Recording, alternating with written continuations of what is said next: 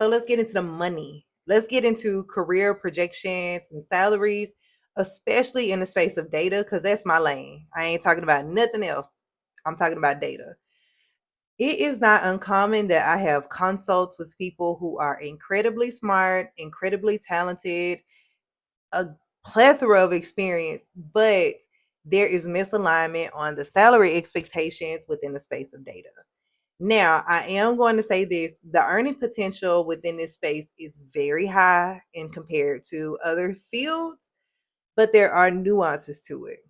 Oh, and another thing, let me say this. This is not about like lowering your worth or anything like that. This is about just understanding strategy and how compensation actually works in a space like data. Okay. So regardless of like what the influencers have said, regardless of like any of those things, you ain't gonna get your first data role for 130, 150K.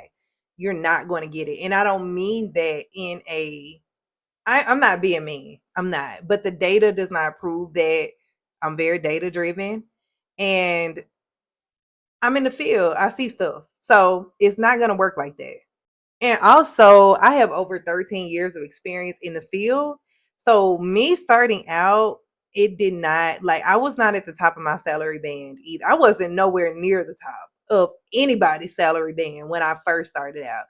But as I've been able to progress in this space, I have progressively started to own more outcomes. And the roles that I have been able to land and align with are extremely risky when you look at the landscape of an organization.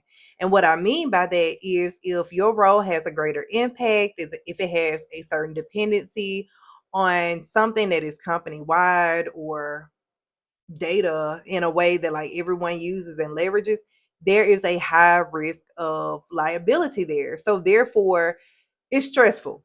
So you're going to get paid to deal with that stress. You're going to get paid to deal with those problems. You're going to get paid to do those things.